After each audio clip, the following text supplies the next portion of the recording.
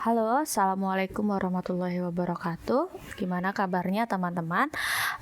Hari ini kita akan membahas materi terakhir dari mata kuliah penganggaran perusahaan, yaitu tentang analisis efektivitas dan efisiensi dalam pelaksanaan anggaran.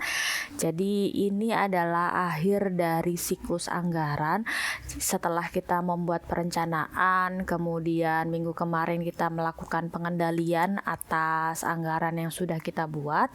Kemudian anggaran tersebut diimplementasikan sampai dengan nilai antara aktual atau realisasi anggaran. Nantinya kita akan bandingkan apakah sesuai atau tidak.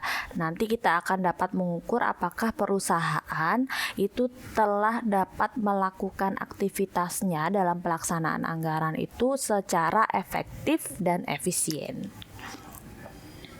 Yang pertama, kita masuk ke dalam pengertian efektivitas dan efisiensi. Kalau kita bicara tentang efektivitas itu ditentukan oleh hubungan antara output yang dihasilkan dengan tujuannya. Jadi sejauh mana hasil yang diharapkan itu sama dengan hasil yang memang direncanakan. Semakin besar output yang dikontribusikan terhadap tujuan, maka semakin efektiflah perusahaan tersebut. Jadi efektivitas itu berhubungan dengan ketepatan dalam pencapaian tujuan perusahaan. Jadi kalau sudah terrealisasi gitu ya, terrealisasinya sesuai dengan anggaran, itu kita dapat katakan efektif. Kemudian apa itu efisiensi? Efisiensi itu berbeda dengan efektivitas. Kalau efisiensi itu adalah mengukur antara output dengan input. Sesuatu dikatakan efisien jika rasio input yang dikeluarkan oleh perusahaan lebih kecil daripada output yang dihasilkan. Jadi kalau unit A dikatakan lebih efisien dibandingkan dengan unit B, itu karena penggunaan inputnya atau sumber daya yang digunakan oleh si unit A lebih sedikit daripada unit B. Jadi kita lihat jumlah inputnya. Kalau jumlah outputnya sama, tetapi inputnya lebih sedikit di unit A, maka unit A bisa kita katakan lebih efisien daripada di unit B, gitu ya. Efisiensi dan efektivitas itu saling berkaitan satu sama lain. Perusahaan manufaktur yang menjalankan anggaran dengan sumber daya yang rendah, jadi nilai inputnya rendah, itu bisa dikatakan dia efisien, tetapi belum tentu dikatakan efektif.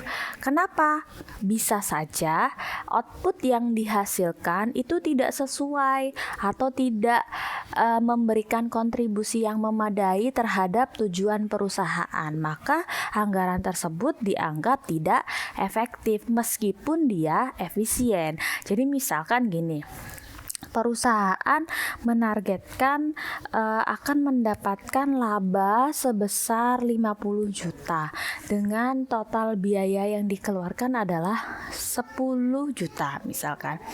Kalau kita hanya mengukur efisiensi, yang kita lihat itu hanya pada sumber daya atau biaya-biaya yang dikeluarkan oleh perusahaan.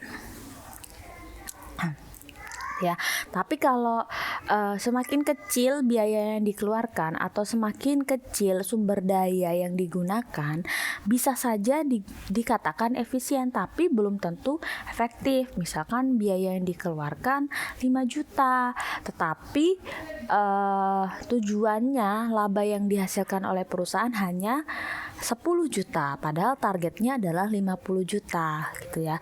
Itu dikatakan anggarannya tidak efektif. Kenapa tidak efektif? Karena tidak sesuai dengan tujuan perusahaan tadi yang mendapatkan laba sebesar 50 juta. Kenapa? Ya bisa saja pendapatannya meskipun biayanya kecil tapi pendapatannya juga kecil, makanya targetnya tidak sesuai sehingga dikatakan tidak efektif, tidak memberikan kontribusi yang memadai pada pencapaian perusahaan. Nah, anggaran akan bersifat efisien jika melakukan sesuatu yang tepat. Melakukan sesuatu yang tepat, biayanya rendah.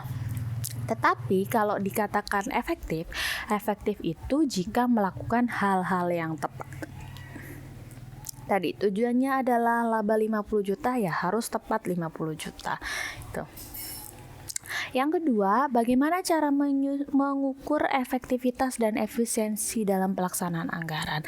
Nah, pengukuran efektivitas dan efisiensi dalam pelaksanaan anggaran dilakukan dengan cara membandingkan biaya-biaya aktual dengan biaya-biaya standarnya atau nilai-nilai atau biaya-biaya yang dianggarkan.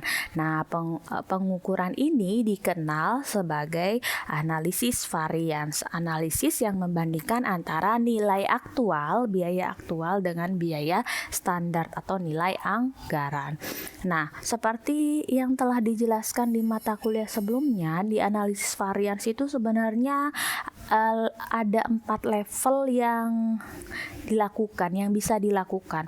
Level paling kecil, paling mikro dalam penyusunan analisis varians itu adalah level yang ketiga. Apa yang dianalisis? Yang dianalisis adalah komponen per masing-masing anggaran. Bagaimana cara melakukan analisis varians? Pedomannya, kalau kita membandingkan antara penjualan ataupun laba, varians atau selisih dikatakan menguntungkan jika nilai aktual dari penjualan lebih besar daripada nilai anggarannya. Misal, penjualan perusahaan secara aktual 50 juta. Sedangkan dianggarkan penjualan perusahaan 40 juta. 50 juta aktualnya, 40 juta anggarannya, sehingga keadaan tersebut akan menghasilkan kesimpulan yang menguntungkan bagi perusahaan. Perusahaan merencanakan akan menjual sebanyak 40 juta, tapi lebih besar aktualnya, jadi 50 juta. Senang dong perusahaan, itu keadaan yang menguntungkan bagi perusahaan. Sebaliknya, dikatakan tidak menguntungkan jika nilai aktualnya lebih kecil daripada nilai anggaran. Itu kalau kita bicara tentang varians di komponen penjualan dan laba. Nah, kalau kita bicara tentang varians biaya baik itu biaya bahan baku langsung, biaya tenaga kerja langsung, biaya overhead pabrik, ataupun biaya-biaya operasional yang lainnya, biaya penjualan maupun biaya administrasi umum, dikatakan tidak menguntungkan itu berkebalikan dengan varians penjualan dan laba. Dikatakan tidak menguntungkan ketika nilai aktualnya, biaya yang aktual lebih besar daripada biaya anggaran. Misalkan dianggarkan biaya bahan bakunya 50 juta. Ternyata biaya bahan bakunya jadi 100 juta. Tidak menguntungkan kan bagi perusahaan? Nah, itu kesimpulannya tidak menguntungkan atau TM. Dan sebaliknya, jika biaya aktual lebih kecil daripada yang dianggarkan, maka itu adalah keadaan yang menguntungkan bagi perusahaan. Paham ya sampai sini? Nah, tadi yang sudah saya sebutkan, analisis varians itu terdiri dari beberapa level. Mulai dari level 0, level yang paling tinggi tingkatannya, kemudian level 1, level 2, dan level 3. Nah, khusus di penganggaran perusahaan ini kita akan bahas yang di level yang paling kecil, yaitu kita mempreteli setiap komponen biaya-biaya yang ada dalam anggaran tersebut. Terutama yang kita hitung adalah varians untuk biaya produksi, yaitu biaya bahan baku langsung dan biaya tenaga kerja langsung. Nanti juga bisa menghitung antara varians BOP, bisa juga dihitung. Oke, yang pertama adalah varians biaya bahan baku langsung. Jadi yang kita bandingkan adalah nilai dari biaya bahan baku langsung yang dianggarkan dengan realisasi. Nah, varians biaya bahan baku langsung itu jenisnya ada dua, varians harga dan varians efisiensi. Varians harga itu apa?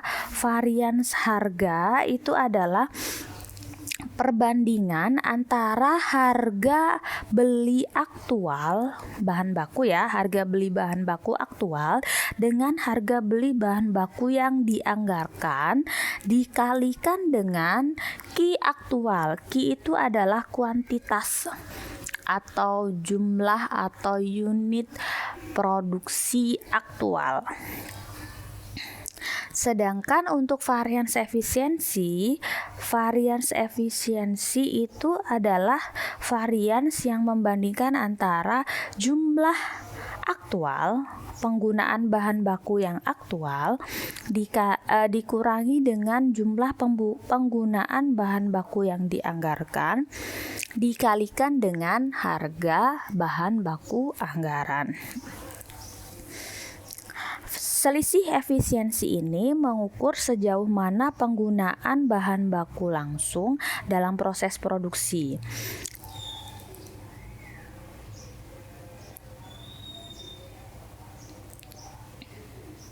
Jika nantinya kesimpulan yang didapatkan dari varians efisiensi ini adalah tidak menguntungkan, maka kemungkinan besar penyebabnya adalah karena adanya ketidakefisienan dalam penggunaan bahan baku.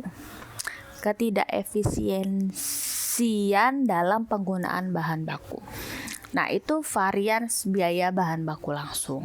Nah, selanjutnya adalah varians tenaga kerja langsung. Nah, yang kita bandingkan adalah jenisnya ada dua, varians upah dan varians efisiensi. Sama, varians upah adalah membandingkan antara upah atau tarif upah yang diberikan terhadap tenaga kerja langsung aktual dengan yang anggaran dikalikan dengan jam kerjanya, jam kerja aktual tenaga kerja.